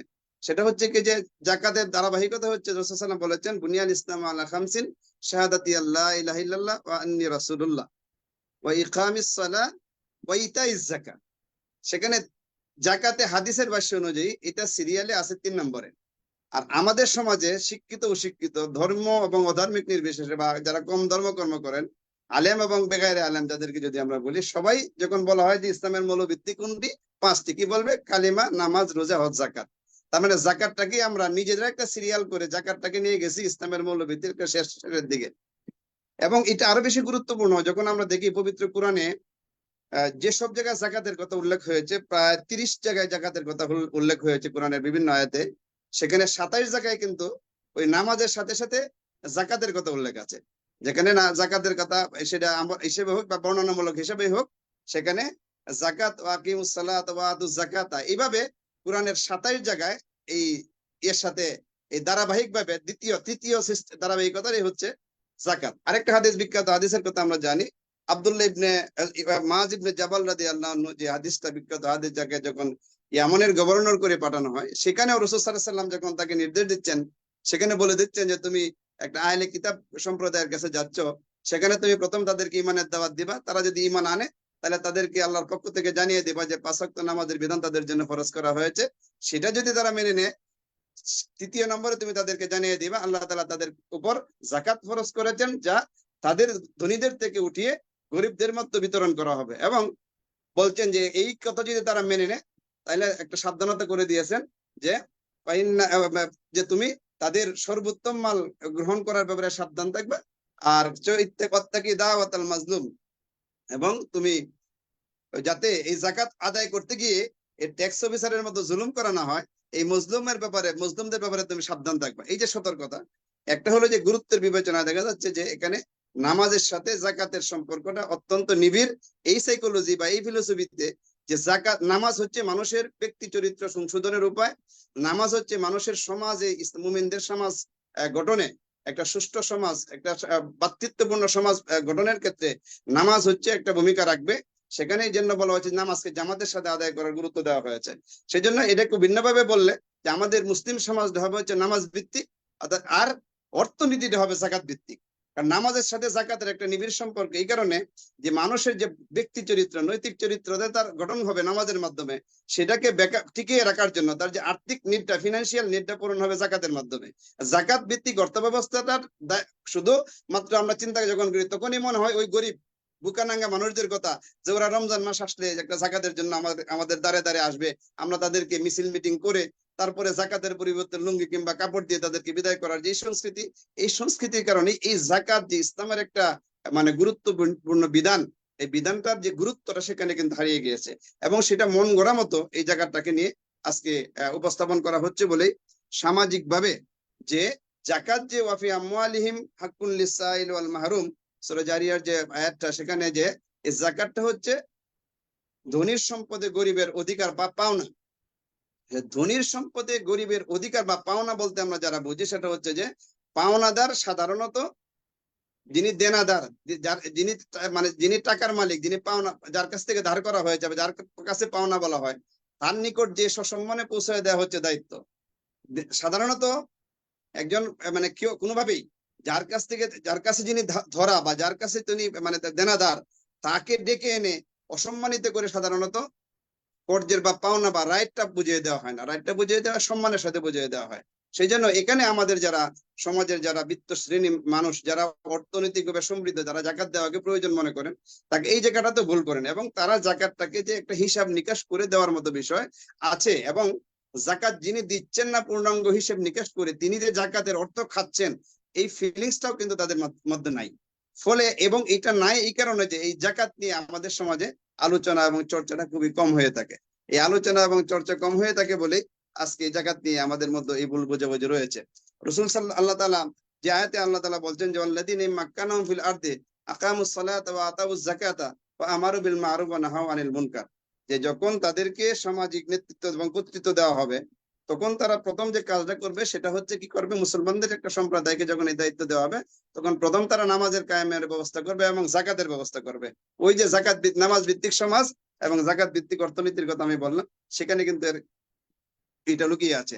আমরা জানি যে হযরত আবু বকর রাদিয়াল্লাহু আনহু, ওই যে বিখ্যাত হাদিস, তিনি যখন রাসূল সাল্লাল্লাহু আলাইহি ওয়াসাল্লাম যখন ইন্তেকাল করলেন, ফাকাফারা মান কাফারা মিনাল আরব, সেখান থেকে দেখা গেল যে রাসূল সাল্লাল্লাহু আলাইহি ওয়াসাল্লামের ওয়াফাতের পর সে আরবে বিদ্রোহ, চতুর্মুখী বিদ্রোহ মাথা চারা দিয়ে উঠলো, মুরতাদদের আবির্ভাব হলো, যাকাত স্বীকারীদের আবির্ভাব হলো, তারপরে হচ্ছে যে যাকাত স্বীকারীদের আবির্ভাব হলো। হযরত আবু বকর রাদিয়াল্লাহু আনহু অত্যন্ত কোমল প্রকৃতির মানুষ ছিলেন, কিন্তু তিনি প্রত্যেকটা এই বিরূপ পরিস্থিতিকে উনি কঠোর হস্তে দমন করলেন। তিনি সর্বশেষ যখন সিদ্ধান্ত নিলেন এক পর্যায়ে যে যাকাত অস্বীকারীদের বিরুদ্ধে উনি যুদ্ধ করবেন। হযরত উমর, যিনি আমরা জানি যে কঠোর মনের মানুষ, যিনি ইসলামের অন্যায় এবং ইসলামের বিরুদ্ধে বা ন্যূনতম স্খলনকে যিনি বরদাস্ত করেন না, তিনি এসে আবু বকরকে বলছেন যে আপনি ওই লোকদের ব্যাপারে সাথে যুদ্ধ করবেন যাদের ব্যাপারে রাসূল সাল্লাল্লাহু আলাইহি ওয়াসাল্লাম বলেছেন যে রাসূল সাল্লাল্লাহু আলাইহি ওয়াসাল্লাম বলেছেন, কাল রাসূল সাল্লাল্লাহু আলাইহি ওয়াসাল্লাম যে উমিরতু আন উকাতিলান নাসা হাত্তা ইয়াকুলা লা ইলাহা ইল্লাল্লাহ ওয়া মান ক্বালাহা ফামান ক্বালাহা ফাকাদ আসামা মিন্হু মালুহু ওয়া নাফসুহু, যে আপনি কি ওই তাদের বিরুদ্ধে যুদ্ধ করবেন, এরা তো মুসলমান, এরা তো লা ইলাহা ইল্লাল্লাহ বলছে, আর লা ইলাহা ইল্লাল্লাহ যিনি বলবে তার ব্যাপারে তার রক্ত এবং মাল রাসূল সাল্লাল্লাহু আলাইহি ওয়াসাল্লাম নিরাপদ ঘোষণা করেছেন, হারাম ঘোষণা করেছেন, আপনি তাদের বিরুদ্ধে যুদ্ধ করবেন? তখন আবু বকর রাদিয়াল্লাহু আনহু অত্যন্ত কঠোরভাবে বললেন, কি বললেন, যে উনি বললেন যে অবশ্যই আমি যুদ্ধ করবো, আল্লাহ লা উকাতিলান্না মান ফাররাকা বাইনাস সালাতি ওয়াজ যাকাতি। বিশেষ ইম্পর্টেন্ট জিনিস যে কোরআনে বা আমরা এই কারণেই কথা বললাম যে নামাজের সাথে যাকাতের যে সম্পর্কটা এত গুরুত্বপূর্ণ, এখানে আবু বকর রাদিয়াল্লাহু আনহু সেটা ভেঙে দিয়েছেন যে মান ফাররাকা বাইনাস সালাতি ওয়াজ যাকাতি, যেখানে যাকাত এবং অর্থাৎ যে ব্যক্তি নামাজ আদায় করে অথচ জাকাত দিচ্ছে না, জাকাত দিবে না বলে দাবি করছে, উনি তাদের বিরুদ্ধে অস্ত্র ধারণ করলেন। আমি আরেকটা বর্ণনা আমি পেজ খোঁজার চেষ্টা করেছি, এটা রুটটা আমি আজকে পাইনি বলে বলছেন, তারপরে বলছি সম্ভবত উমর রাদিয়াল্লাহু আনহু একটা কৌল আছে, উনিও বলেছেন আয-যাকাতু হাক্কুল মাল ফামান লাম ইউযাক্কি ফালা সালাতা লাহু, যাকাত যে আদায় করবে না তার নামাজই কবুল হবে না। এটা এই রেফারেন্সটা আমি সরি যে আমি রেফারেন্সটা দিতে পারছি না এই মুহূর্তে, কিন্তু এরকম একটা কথা উমর রাদিয়াল্লাহু আনহু থেকে সম্ভবত এরকম একটি কথা বর্ণিত আছে। সেই হিসাবে দেখা যাচ্ছে যে আমরা যারা মুসল্লিরা নামাজ আদায় করি তাদের জন্য যাকাত আদায়টা অতীব অপরিহার্য। আর এই হাদিস দ্বারা আরেকটা বিষয় প্রমাণিত যে ইসলামের ইতিহাস না, শুধু সম্ভবত মানবতার ইতিহাসে এটাই প্রথম যে দারিদ্র্যের পক্ষে কোন রাষ্ট্র, মানে গরিবদের হক রক্ষার জন্য, গরিবের হক সংরক্ষণের জন্য রাষ্ট্রের সর্বোচ্চ ব্যক্তির পক্ষ থেকে ঘোষণা দিয়ে এই যারা গরিবের হক নষ্ট করছিল বলে মনে হচ্ছে এই যাকাত অস্বীকারের মাধ্যমে, সেখানে তিনি এত কঠোর ছিলেন, উনি বলছিলেন যে আমি যুদ্ধ করব তখন পর্যন্ত যতক্ষণ পর্যন্ত, উনি বলেছেন যে লাউ মানা উনি ইকালান আও ইনাকান, দুই হাদিসে দুই ধরনের বর্ণনা আছে। একটা বর্ণনা হচ্ছে যে ইকালান ও ইনাকান মানে হচ্ছে যে তারা যদি উট জাকাত হিসেবে উট কিংবা বেড়াবো কি যাই দিত, তার সাথে একটা বাচ্চা, ছোট বাচ্চাও যদি চলে আসতো, সেই বাচ্চাটা দিতেও যদি তারা বিরত রাখে, কিংবা যে রশি কিংবা দড়ি দিয়ে বেঁধে উটটাকে রাসূলের দরবারে আনছে যাকাত হিসেবে দেওয়ার জন্য, সেই রশিটাও যদি কম দেয় তারপরে আমি তাদের বিরুদ্ধে যুদ্ধ করবো, অবশ্যই যুদ্ধ করব। তো এই যে একটা ঘোষণা যে গরিবের হক অধিকার প্রতিষ্ঠায় ইসলাম বা ইসলামী রাষ্ট্র ব্যবস্থা সরকার প্রয়োজনে ওই হক বিনষ্টকারীদের বিরুদ্ধে সশস্ত্র সংগ্রাম, সশস্ত্র যুদ্ধের ঘোষণা দিতে পারে। এর চেয়ে একটা ইম্পর্টেন্ট বিষয় নিয়ে যখন শুধুমাত্র মুসলিম সমাজে, আমাদের মতো দেশে যখন শুধুমাত্র রমজান মাসে আলোচনা হয়, তখন এই যাকাতের শিক্ষা সম্প্রসারণের আর কোনো সুযোগ আসলে থাকে না। আমাদের সম্মানিত চেয়ারম্যান এবং আমাদের প্যানেল আলোচক যিনি যথার্থই বলেছেন যে এই বিষয়গুলিকে যদি পাঠ্যভুক্ত করা হয়, পাঠ্য পুস্তকে যদি এই বিষয়গুলি সারা বছর, আজকে শিশু মানুষে যদি এই যাকাতের গুরুত্বটা যদি পারিবারিক ভাবে প্রাতিষ্ঠানিকভাবে সামাজিকভাবে যদি ঢুকিয়ে দেওয়া হয় এই প্রজন্মের মাথায়, তাহলে আশা করা যায় 10 বছর 15 বছর পরে এই জাকাত প্রদানের বিষয়টা নিয়ে আলাদাভাবে ভাবতে হবে না। দেখো সমাজের অমুকে জাকাত দিচ্ছে, অমুকে জাকাত দিচ্ছে, মানে জাকাত দিচ্ছে মানে উনি সমাজের অনেক বিত্তশালী ব্যক্তি, উনার আলাদা একটা স্ট্যাটাস আছে, উনি জাকাত দেন, উনি বছরে এতগুলি লুঙ্গি দেন, এতগুলি শাড়ি দেন। এই যে একটা মিসকনসেপশন, জাকাত কে দিচ্ছে কে নেবে এটা কেউ জানবে না। এই জন্য বলা হচ্ছে তো হাজু, তৃতীয় থার্ড মানে পার্সন ব্যবহার করা হয়েছে, যে রাষ্ট্র সেটা সংরক্ষণ করে কার জাকাত কাকে দিচ্ছে জাকাত দাতা জানবে না। এটা হচ্ছে জাকাত ম্যানেজমেন্টের একটা বড় ইস্যু। সেই কারণেই সেখানে রাষ্ট্রের সম্পৃক্ততা এবং বিশ্বস্ত যে জায়গা, তৃতীয় একটা পক্ষ দরকার যেখানে যারা জাকাত ম্যানেজমেন্ট করবে। আনটিল এন্ড আদারওয়াইজ রাষ্ট্র যদি এই দায়িত্ব না নেয়, সেখানে অবশ্যই জনগণের কাছে বিশ্বস্ত এবং আমানতদার কোন ব্যবস্থাপনার মাধ্যমে যদি জাকাতের আহ্বান জানানো হয়, তাহলে পরে আজকে যে ফসলের জাকাত দিতে হয়, আজকে যে অর্নামেন্টস এর জাকাত দিতে হয়, এই সচেতনতাগুলি যে বৃদ্ধি পায়, তাহলে দেখা যাবে যে সমাজের অনেক মানুষ জাকাত দেওয়া থেকে আজকে বঞ্চিত আছে কিংবা জাকাত দিতে পারছে না। বা এই কারণে যাদের সমাজ, যে কারণে সমাজ আজকে পিছিয়ে পড়া মানুষ, সমাজের অসংখ্য দরিদ্র পীড়িত মানুষ আজকে ওই মানে আমরা যখন ঢাকার মানে গলিতে গলিতে রাস্তাঘাটে যখন এই মানুষের বঞ্চিত মানুষের হাহাকার দেখি, যখন তারা এখানে সেখানে তারা হাত পাচ্ছে, দাঁড়িয়ে আছে একটু ভিক্ষার জন্য, এদের দায়িত্ব তো এই মুসলিম সমাজ, যারা এই সমাজের প্রতিষ্ঠিত, অর্থনৈতিকভাবে প্রতিষ্ঠিত যারা, তাদেরই কিন্তু হক যে তাদেরকে ওই যে হকটা তারা না পাওয়ার কারণে কিন্তু আজকে তারা সেই রাস্তায় চলে আসছে কিংবা সেখানে আসছে। যদিও এখানে কথা আছে যে ওই ফকির যারা কিংবা যারা ভিক্ষা করে তাদের অবস্থান নিয়ে প্রশ্ন আছে, যে এখানে পেশাদার ভিক্ষুকের একটা বড় অংশ আছে, কিন্তু এজ রিয়েল নিডি রিয়েল মানে এর দিক থেকে যে মাকাসেদে শরিয়ার যে তিনটা যে স্টেজ আছে, যে একটা হলো যে আপনার হাজিয়ত, জরুরিয়ত এবং তাহসিনিয়ত, রাষ্ট্রের দায়িত্ব তিনটা স্টেজ। একটা হচ্ছে মানুষের মৌলিক ফান্ডামেন্টাল নিডস, সেটাকে ফুলফিলমেন্ট করা, সেটা হচ্ছে মূলত রাষ্ট্র কিংবা সরকারের দায়িত্ব, এটা তাদেরও অধিকার। কাজেই হাজিয়ত হচ্ছে মানুষের বেসিক ফান্ডামেন্টাল, শিক্ষা, চিকিৎসা, অন্ন, বস্ত্র, শিক্ষা, চিকিৎসা, বাসস্থান, এইগুলি মৌলিক ভাবে সেগুলি নিশ্চিত করা।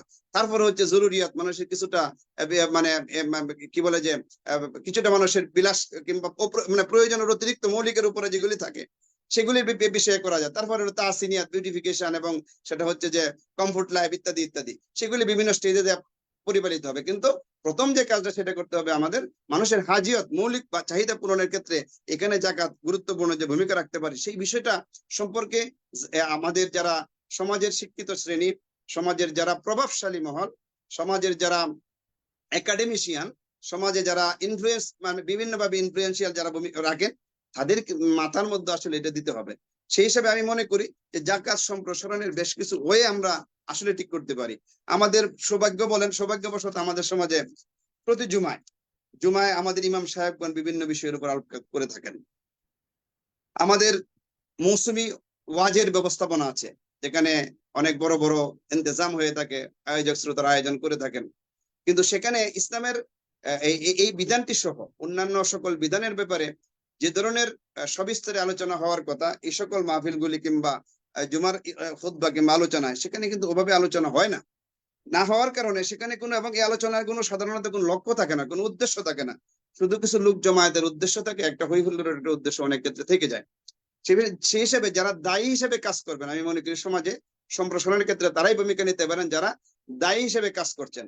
সেই দায়ী দাওয়াতি কাজের মূল বিষয়বস্তু হিসেবে যেহেতু জাকাতের চর্চাটা, জাকাতের আলোচনা, যতটা মানুষ নামাজ সম্পর্কে জানে, পড়ুক আর না পড়ুক, আদায় করুক বা না করুক, যে নামাজটা ফরজ এটা অলমোস্ট সবাই জানে, কিন্তু জাকাতটাকে মনে করে এটা শুধুমাত্র ধনীর উপর ফরজ, এই জন্য এটা কমনলি জেনারেলি আলোচনার বিষয় না। সে কারণে আজকে কিন্তু এই যে কমন বিষয় না হিসাব হওয়ার কারণেই আজকে দরিদ্ররা কিংবা হকদাররা সেখান থেকে বঞ্চিত হচ্ছে। সেই হিসেবে জাকাতে কাজের মূল বিষয়বস্তু হিসেবে এই জাকাতকে এবং ওসরকে অন্তর্ভুক্ত করা, ফসলের জাকাত যেটাকে নিয়ে কথা হচ্ছে, ওইটা নিয়ে আলোচনা নাই বললেই চলে। যে ফসলের জাকাত যদি ধরা হয়, ওসর এবং ঈশ্বর যদি ধরা হয়, তাহলে দেখা যাবে যে সেখান থেকে একটা বড় মানে সহযোগী এই মানে তহবিল আসতে পারে, যার থেকে আমাদের দেশের সমস্ত মানুষের দারিদ্র্য বিমোচনের পাশাপাশি তাদের পুনর্বাসন করা সম্ভব। দ্বিতীয়ত, ওয়াজের ময়দানে সবাই মিলে যদি গুরুত্বের সাথে এই বিষয়গুলো করে, যে হ্যাঁ ওয়াজের ময়দানে এটাকে আমাদের গুরুত্ব দিতে হবে, ওয়াইজিনে কেরাম অবশ্যই তাদের আলোচনার মধ্যে এই মৌলিক বিষয়কে বিভিন্ন বিষয়ে এখানে সেখানে আলোচনা না করে, অপ্রাসঙ্গিক বিষয়ে আলোচনা না করে, আমাদের এই মৌলিক বিষয়কে ভিত্তি করে ইসলামের ফাউন্ডেশন যেটা আমাদের মৌলিক বেনা, এগুলির উপর ভিত্তি করে, এবং জাকাতটাকে গুরুত্ব যেহেতু এটা নিয়ে কম আলোচনা হচ্ছে সেটার উপর বিশেষ গুরুত্ব দিয়ে কিভাবে এই সমাজ থেকে দারিদ্র্য বিমোচন হতে পারে, এই জাকাত যারা হকদার, যারা মানে মালদার, তাদের যে সচেতনতা, দায়বদ্ধতা, এবং তারা জাকাত না দিলে তারপরে তারা সমাজে এবং পরকালে কি পরিণতি তারা ভোগ করবেন, এই বিষয়ে যদি তাদেরকে সচেতন করা যায়, এবং ক্ষেত্র বিশেষে যদি ব্যক্তিগত যোগাযোগের মাধ্যমে যারা আমাদের সমাজে ধনপতি এবং শিল্পপতি বা ইন্ডাস্ট্রিয়ালিস্ট অন্যান্য ক্ষেত্রে যাদেরকে মনে করা হয়, তারা মনে করছেন এই একটা জাকাতের সিস্টেম তারা দেখে যারা শিখেছেন সেটা যে ভুল, এবং সঠিক বিষয়টা তাদের মধ্যে বিভিন্ন ডেলিগেশন প্রেরণের মাধ্যমে তাদেরকে এটা ইনফর্ম করা যেতে পারে। পত্রপত্রিকা, সোশ্যাল মিডিয়া, এগুলি লেখালেখি, এবং আজকে যেমন আলোচনার ব্যবস্থা করা হয়েছে, আমি আগেও বলেছি যে পাঠ্যপুস্তকে এই বিষয়বস্তু হিসেবে অন্তর্ভুক্ত করা, এবং জাকাত আদায়কে আইনি কাঠামোর মধ্যে নিয়ে আসা। যেমন ট্যাক্সের একটা বিধান আছে, একটা কিন্তু বিষয় মনে রাখতে হবে, অনেক সময় মনে করা হয় যে ইসলামী সমাজে যখন জাকাতের সিস্টেমটা চালু হবে, যদি সেটা রাষ্ট্রীয়ভাবে করা হয়, তাহলে কি ট্যাক্স মকুব হবে কেন? নেভার। ট্যাক্সের বিষয়টা সম্পূর্ণ আলাদা।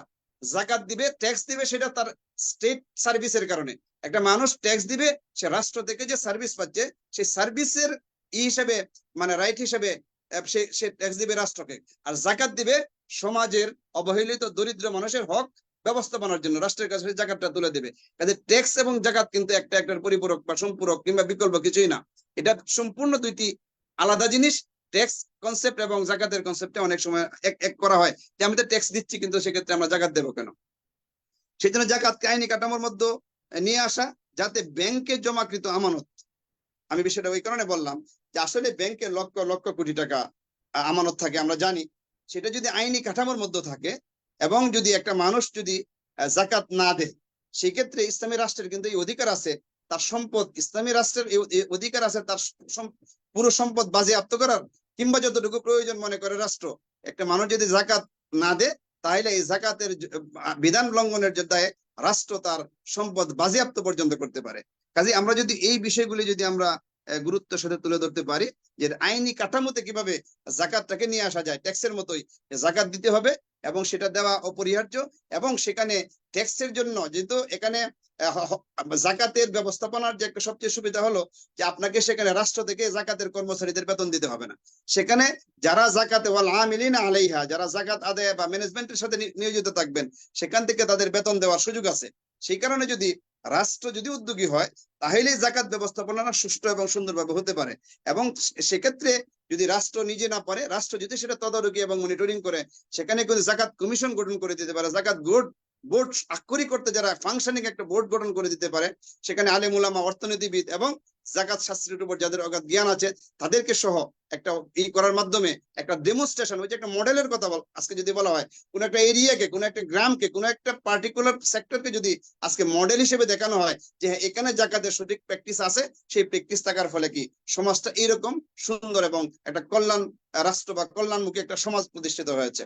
আমি মনে করি যে এই জাকাতের এই কাঠামোতে এই আলোচনা, একটা বা দুটা আলোচনা সমস্ত কিছু ক্লিয়ার করা যাবে না, পার্টিকুলার একটা বিষয় দিয়ে আসলে এটাকে মানে শেষ করা যাবে না।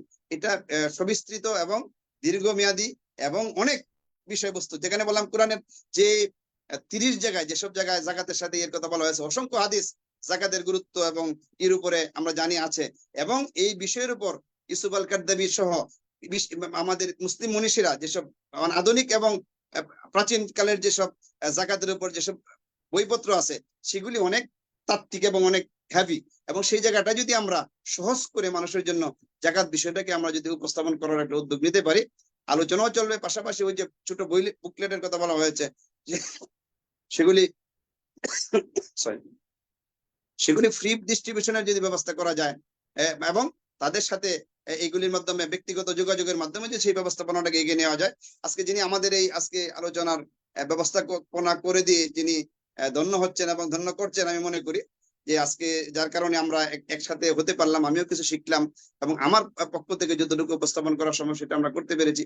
আমরা যাতে এটা বিস্তৃত পরিসরে এই জায়গাটাকে নিয়ে আসলে কাজ করার অনেক সুযোগ আছে, এবং সেটা আজকে ভার্চুয়ালি হয়েছে, প্রয়োজনে সেগুলি ফিজিক্যালি করা যায় কিনা সেরকম চিন্তা আসলে আমাদের ধারণ করা দরকার। তাহলে পরে যদি এটা ব্যাপক প্রচার প্রসার ঘটবে আশা করা যায়। আমাকে আজকের এই আলোচনা যতটুকু সম্ভব হয়েছে মাতাওফিক ইল্লা বিল্লাহ, আল্লাহ তাআলা যতটুকু তৌফিক দিয়েছেন আলোচনা করার চেষ্টা করেছি। ভুলত্রুটির জন্য আল্লাহ তাআলার কাছে ক্ষমা চাই। এবং বিশেষ করে যিনি আজকের এই ব্যবস্থাপনা বিশেষ করে সঞ্চালক লুৎফর রহমান, অত্যন্ত নিবেদিত ভাবেই, আমি আগে তার বিভিন্ন উপস্থাপনায় আমি অনুষ্ঠানে দর্শক হিসেবে উপভোগ করেছি, আজকে আলোচনা করার সুযোগ দেওয়ার জন্য ধন্যবাদ জানিয়ে আমি আমার কথা শেষ করছি। ওয়ানুসাল্লি ওয়া নুসাল্লিম আলা সাইয়্যিদিনা মাওলানা মুহাম্মদ ওয়া আলা আলিহি ওয়া আসহাবিহি আজমাইন। আসসালামু আলাইকুম ওয়া রাহমাতুল্লাহি ওয়া বারাকাতুহু। ওয়ালাইকুম আসসালাম রহমতুল্লাহি ওয়া বারাকাতুহু। শুকরিয়া, জাযাকাল্লাহ খাইরান। আহ, আমাদের সম্মানিত অতিথি জনাব মোহাম্মদ মুস্তাফিজুদ্দিন সাহেব খুবই চমৎকার করে ওনার ব্যক্তিগত অভিজ্ঞতা এবং বিশেষ করে কয়েকটি বিষয় থেকে রাষ্ট্রীয়, সামাজিক এবং ব্যক্তিগত পর্যায়ে আমাদের জাকাত সম্পর্কে যে দৃষ্টিভঙ্গি, প্রচলিত যে দৃষ্টিভঙ্গি এবং ত্রুটিপূর্ণ যে দৃষ্টিভঙ্গি তিনি সেটা তুলে ধরেছেন। পাশাপাশি আমাদেরকে জাকাতের গুরুত্ব এবং সবশেষ আমাদেরকে জাকাত শিক্ষাটা কিভাবে সম্প্রসারণ করতে পারি সেই বিষয়ে দিক নির্দেশনা দিয়েছেন, আলোচনা করেছেন। এজন্য অসংখ্য ধন্যবাদ জানাচ্ছি এত ব্যস্ততার মধ্যে সময় দেওয়ার জন্য।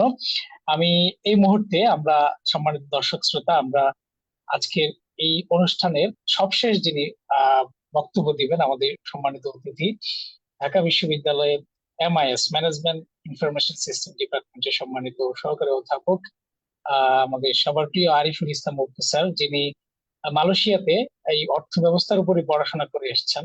পাশাপাশি বিভিন্ন সময় যেহেতু তার একাডেমিক ব্যাকগ্রাউন্ডটাও সেই ম্যানেজমেন্ট রিলেটেড অনেকগুলো বিষয়ের সাথে জড়িত আছেন। তো আমরা আজকে সম্মানিত অতিথি ডক্টর জনাব আরিফুল ইসলাম মুক্তি স্যারের কাছ থেকে ইনশাল্লাহ আমরা এই জাকাত শিক্ষা সম্প্রসারণের সম্ভাব্য পদ্ধতি সম্পর্কে আলোচনা শুনব। আমি স্যারকে অনুরোধ করব তার বক্তব্য প্রদান করার জন্য। জি স্যার। আসসালামু আলাইকুম রহমতুল্লাহি ওয়া বারাকাতুহু। আউযু বিল্লাহি ওয়ালাইকুম মিনাশ আসসালাম শাইতানির রহমতুল্লাহ। রাজিম। বিসমিল্লাহির রহমানির রহিম। ওয়াসসালাতু ওয়াসসালামু আলা আশরাফিল আম্বিয়াই ওয়াল মুরসালিন ওয়া আলা আলিহি ওয়া সাহবিহি আজমাইন। জাকাত শিক্ষা সম্প্রসারণের সম্ভাব্য পদ্ধতি শীর্ষক আজকের এই অনলাইন সেমিনারে উপস্থিত সবাইকে আন্তরিক মোবারকবাদ জানাচ্ছি। অত্যন্ত চমৎকার, সময় উপযোগী এবং উম্মার জন্য প্রয়োজনীয় একটি বিষয় নিয়ে আজকের এই সেমিনার আয়োজন করার জন্য এবং আমাকে আহ্বান করার জন্য আমি আন্তরিকভাবে কৃতজ্ঞতা পেশ করছি। যেহেতু আমাদের মূল জায়গাটা হচ্ছে জাকাত শিক্ষাকে সম্প্রসারণ করা, সেই ক্ষেত্রে আমরা টু দা পয়েন্টে যদি একটু থাকি তাহলে কিছু ভালো হয়। আর সঞ্চালককে বলবো যে কিছু বিষয় নোট নিতে, যাতে আমরা এগুলি পরবর্তীতে প্রাতিষ্ঠানিক ভাবে এটি কাজে লাগাতে পারি। তো আমাদের আলোচকগণ, জি বিজ্ঞ ইনশাআল্লাহ। আলোচকগণ অত্যন্ত সুচিন্তিত এবং খুবই স্ট্রাকচার আলোচনা করেছেন, যেটা অনেক বিষয় কভার করেছে। আলহামদুলিল্লাহ, বারাকাল্লাহ। আমি জাস্ট তাদের সাথে সুর মিলিয়ে দু একটি বিষয় জাস্ট একটু হয়তো অ্যাড করতে পারবো, কারণ ওনারা অনেক বিষয় অলরেডি বলে ফেলেছেন। আমি পাঠ্য বইতে জাকাতকে অন্তর্ভুক্ত করার ব্যাপারে স্পেসিফিক ভাবে একটু বিষয় বলবো। সেটা হচ্ছে যে পাঠ্য বইতে জাকাতকে আমরা অন্তর্ভুক্ত করার ক্ষেত্রে আমাদের যে ন্যাশনাল কারিকুলামে বিশেষ করে স্কুলের যেটা কারিকুলাম, সেইটাতেই বিভিন্ন ক্লাসে আমরা এটাকে ইন্ট্রোডিউস করতে পারি এবং এটা যেরকম ইসলাম শিক্ষার বইতে থাকবে, তার সাথে জাকাতের সোশ্যাল ইম্প্যাক্ট, এটার বেনিফিট, এটার বিভিন্ন যে সাকসেস কেসেস আছে, যারা সারা দুনিয়াব্যাপী জাকাত নিয়ে কাজ করেছেন, সেগুলির গল্প প্রবন্ধ আকারে আমরা সমাজ বিজ্ঞান অন্য জায়গাতেও এটাকে দিতে পারি। ইভেন বাংলা সাহিত্য, ইংরেজি সাহিত্যের জায়গাতেও এটাকে আমরা লিটারেচার হিসেবেও নিয়ে আসতে পারি। তবে সেভাবে তাহলে গল্প প্রবন্ধ লেখার বিষয় আছে। আরেকটি মজার জায়গা হচ্ছে ম্যাথমেটিক্সে, অঙ্কের সাবজেক্টে জাকাতের উপরে অঙ্ক বানিয়ে আমাদের ইন্ট্রোডিউস করার জায়গা আছে। এবং জাকাতের ইস্যুস কিন্তু খুব অল্প না। যদি একজন বিজনেসম্যান হন, তার আবার যদি বাসা থাকে যেখান থেকে তিনি হাউস রেন্ট পান, তার যদি আবার ক্ষেত খামারও থাকে, তার যদি আবার অন্য বিজনেস থাকে, সব মিলিয়ে অনেক রকমের ইকোনমিক অ্যাক্টিভিটি একজন মানুষের থাকতে পারে, তাহলে তার ক্ষেত্রে এক্স্যাক্টলি জাকাতটা কিভাবে ক্যালকুলেট করে ফাইনালি একটা বছরের জাকাত বা একটা সময় দিয়ে দেওয়া হলো, এই সময়ের জাকাত কতটুকু হবে। তার ইনকাম হয়তো বছরের বিভিন্ন সময় আসতে পারে, বিভিন্ন রকমের ইস্যুস থাকতে পারে। তো আমাদের মাসাইলের জায়গাটাও সমাধান হবে, প্লাস হাতে কলমে সে জাকাত ক্যালকুলেট করতেও শিখবে। এটা নিয়ে একটা বিস্তর আমাদের একটা কাজ করা দরকার, যে টেক্সট বুকে ইন্ট্রোডিউস করার জন্য গল্প লেখা, অঙ্ক তৈরি করা এবং এটার সোশ্যাল কেসেস গুলি এনে এটার সাকসেস স্টোরিজ গুলি সামনে আনা। এবং আমাদের দেশে আমরা জানি সেন্টার ফর জাকাত ম্যানেজমেন্ট, তারা জাকাত নিয়ে সরাসরি কাজ করেন। তাদের কাজগুলি, তাদের প্রজেক্ট গুলির আমরা কিন্তু ইম্প্যাক্ট এখানে দেখাতে পারি, যেটা অত্যন্ত চমৎকার একটি কাজ হবে। সেটা আমাদের ল্যাঙ্গুয়েজকেও সমৃদ্ধ করবে ইংরেজি গল্প হিসেবেও দেওয়া সম্ভব, বাংলা গল্প হিসেবে দেওয়া সম্ভব, আর অঙ্ক হিসেবে বিভিন্ন ক্লাসে দেওয়া সম্ভব, যেটা একেবারে হাতে কলমে মানুষ জাকাত শিখে যাবে। ইভেন এটা কোনো অমুসলিমের শিখলেও আপত্তির কিছু নাই। জাকাতের এই ক্যালকুলেশন যদি ম্যাথমেটিক্স আকারে কোনো অমুসলিম শিশুও শিখেন, সেটাও নিশ্চয়ই আপত্তির কোনো কিছু হবে না। আমরা এটাকে কিন্তু জেনারেলি কারিকুলামে আনার ক্ষেত্রে একটা ব্যবস্থা নিতেই পারি। তার সাথে ইউনিভার্সিটিতে গ্রাজুয়েট লেভেলে, বিশেষ করে বিজনেস স্কুলে, তার সাথে ইকোনমিক্সে, এই জায়গাগুলিতে কোর্স আকারে ইসলামিক ইকোনমিক্স, ফাইন্যান্স, জাকাত, হালাল ইন্ডাস্ট্রি সব মিলিয়ে একটা কোর্স ইন্ট্রোডিউস করার ব্যাপারে যদি কাজ করা যায়, বিশেষ করে বিজনেস এবং ইকোনমিক্স স্কুলে, তার সাথে অন্য জায়গাগুলিতে ক্যাম্পাসে ওভারঅল এটার সেমিনার হতে পারে, জাকাতের অ্যাওয়ারনেস প্লাস জাকাতের ক্যালকুলেশনটা হাতে কলমে শিখিয়ে দেয়া, এইটা এবং জাকাতের অন্যান্য আনুষঙ্গিক বিষয়, প্রশ্নোত্তর সব মিলে আমরা ক্যাম্পাসে অন ক্যাম্পাস কিছু সেমিনার অ্যাক্টিভিটি করতে পারি, যেটার মাধ্যমে সব স্টুডেন্টরা জাকাতের ব্যাপারে সচেতন হলো। আর তার সাথে যদি বিজনেস স্কুল এবং ইকোনমিক্সে কোর্স ইন্ট্রোডিউস করা যায়, তাহলে সেই কোর্স যে ডেভেলপ করে দেয়া, এটার কারিকুলাম ম্যাটেরিয়াল তৈরি করে দেওয়ার ক্ষেত্রে আমরা এখানে কাজ করতে পারি, সেটার সুযোগ আমাদের আছে। তার সাথে জাকাতের সাথে খুব রিলেভেন্ট প্র্যাকটিক্যাল বিষয়গুলি আমরা খতিবদের জন্য ম্যানুয়াল তৈরি করে তাদের কাছে এটা পৌঁছে দিতে পারি, যাতে খতিবরা তাদের খুতবায় জাকাতের রিলেভেন্ট বিষয়গুলি বলতে পারেন। জাকাত দেয়া ফরজ, এটা যেমন জরুরি, তার সাথে জাকাত এক্স্যাক্টলি কখন হয়, কখন জাকাত ফরজ হয়, ওইটা একটু জানিয়ে দেয়া বেশি জরুরি। কারণ অনেক মানুষই শুধুমাত্র না জানার কারণে জাকাত দেয়া থেকে বিরত থাকে। বিশেষ করে বিজনেসের জাকাত বিজনেসম্যানরা সাধারণত জানেন না। ওনারা জানেনই না যে বিজনেসের জাকাত হয় বা বিজনেসের জাকাত কিভাবে দিতে হয়। ওই বিজনেসম্যানরা তো কোনো না কোনো মসজিদের খুতবাতে জয়েন করছেন। তো উনি যদি খতিবের কাছ থেকে জানতে পারেন যে বিজনেসেরও জাকাত হয়, যে ব্যক্তি মান্থলি স্যালারি পান তার স্যালারিড পার্সনেরও জাকাত হয়, তাহলে কিন্তু ওই ব্যক্তিগুলি জাকাতের ব্যাপারে এবার তার সচেতনতা তৈরি হবে। তাহলে আমরা খতিবদের মাধ্যমে দেশব্যাপী এটার ব্যাপারে আমরা সচেতনতা তৈরি করতে পারি, বিশেষ করে ক্যাটাগরাইজ যে কত রকমের মানুষ বা কত রকমের ইকোনমিক অ্যাক্টিভিটির উপরে জাকাত আমাদের খরচ হতে পারে। তার সাথে আরেকটি বিষয় স্পেশালি বলবো, সেটা হচ্ছে কর্পোরেট জাকাতকে একটু স্পেশালি প্রমোট করা। কর্পোরেট জাকাতকে স্পেশালি প্রমোট করা এবং কর্পোরেট জাকাতের ব্যাপারে কোন টাইপের বিজনেসের জাকাতের ক্যালকুলেশন কিভাবে হয়, ওইটার উপরে রেসপেক্টিভ কোনো ফর্ম ডিজাইন করা বা কোনো এক্সেলের টেমপ্লেট ডিজাইন করে তাদের কাছে পৌঁছিয়ে দেয়া। কারণ অনেক ব্যবসায়ী মানুষ আছেন যারা জানেন না ওনাদের বিজনেসে জাকাতের বিষয়টা কি। কারণ জাকাতের ক্যালকুলেশনের ডিটেলস যারা জানেন আরো ভালো করে জানবেন যে জাকাত কিন্তু স্টকের উপরে হয়। আমার যে ফিনিশ গুডস যেটা আমার স্টকে আছে, এটার উপরে কিন্তু জাকাত হয়। আবার ইনভেস্টমেন্ট যেটা আমি করেছি, যেটা আমার ফ্যাক্টরি তৈরি করার জন্য, মেশিনারির জন্য, ট্রান্সপোর্টেশনের করার জন্য, সেই পার্টে কিন্তু হচ্ছে না। এই ক্ষেত্রে স্পেসিফিক ভাবে কোন টাইপের বিজনেসের জাকাত কিরকম ভাবে হয়, এটার ক্যালকুলেশন কিভাবে হয়, সেক্ষেত্রে ইন্ডাস্ট্রি ওয়াইজ যদি একটু রিসার্চ করে কোন একটা ফর্ম ডেভেলপ করা যেত, তাহলে ওই রেসপেক্টিভ বিজনেসম্যানরা সরাসরি এখান থেকে উপকৃত হতেন। আরেকটা হচ্ছে আপনাদের যে ওয়েবসাইটটা আমি একটু দেখেছি, ওখানে অনলাইনে একটা কোর্সের ট্যাব একটা আছে, হয়তোবা আপনাদের কোর্সটা হয়তোবা আন্ডার কনস্ট্রাকশন আছে। এটা খুবই চমৎকার একটা কাজ হবে যদি জাকাতের উপরে আমরা ছোট ছোট কিছু কোর্স ওখানে প্রিপেয়ার করতে পারি। যে এটা আমরা ক্যাটেগরাইজ করতে পারি, বিজনেসের জাকাত, আবার স্যালারিড পার্সনের জাকাত, এগ্রিকালচারের উপরে জাকাত, ফার্মের উপরে জাকাত, বা ডিফারেন্ট বিজনেস ইন্ডাস্ট্রির উপরে ডিফারেন্ট জাকাতের কোর্স আমাদের করা যেতে পারে ছোট ছোট করে, অথবা একটা কোর্সের মধ্যে অনেকগুলি মডিউল থাকতে পারে। এই কোর্সটা অত্যন্ত উপকার দিবে মানুষদেরকে, অত্যন্ত উপকার দিবে।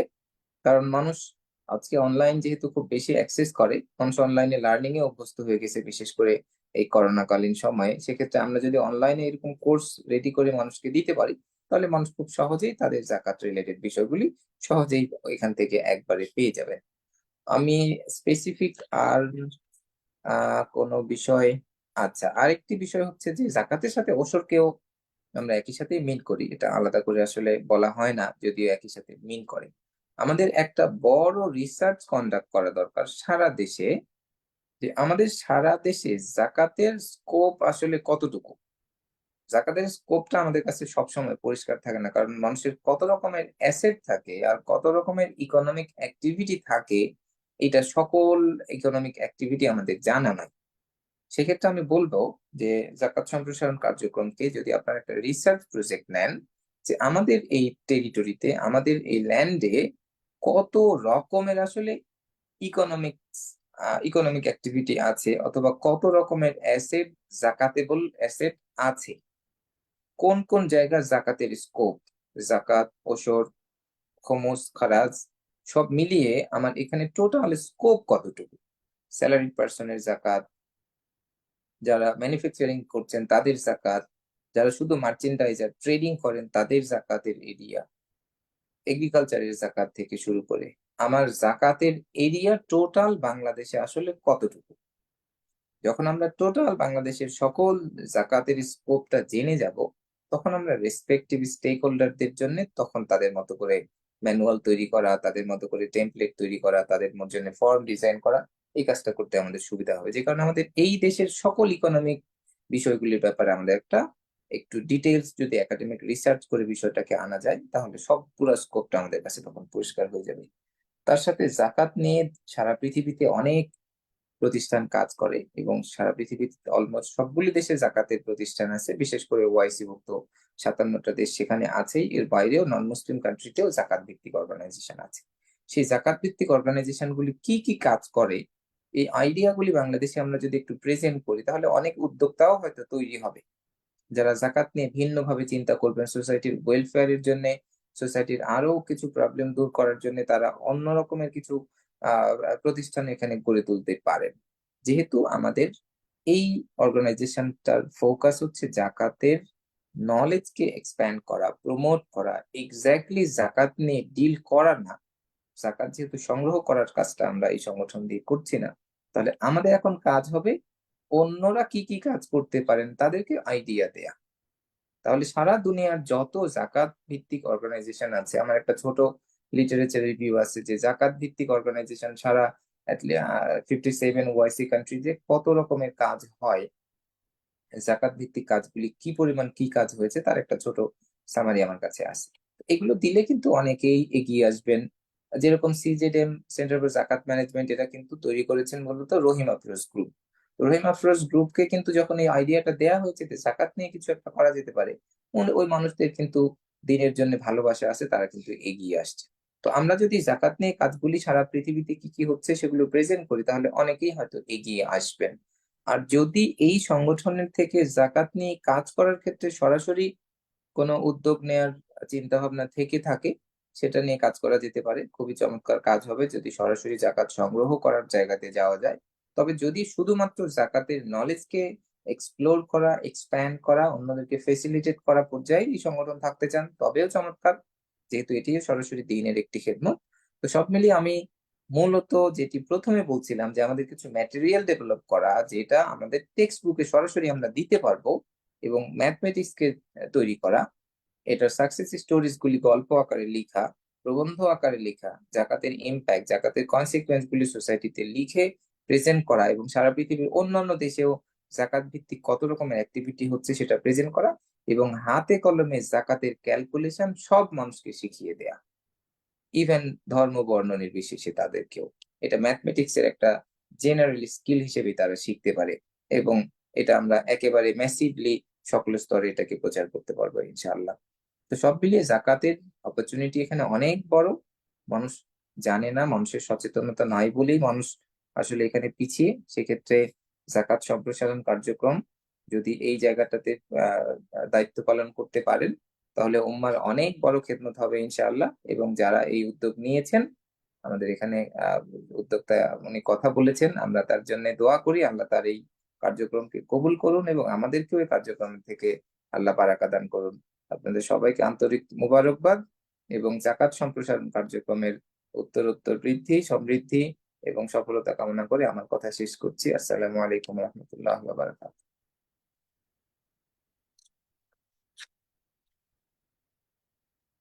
ওয়ালাইকুম আসসালাম রহমতুল্লাহি ওয়া বারাকাতুহু।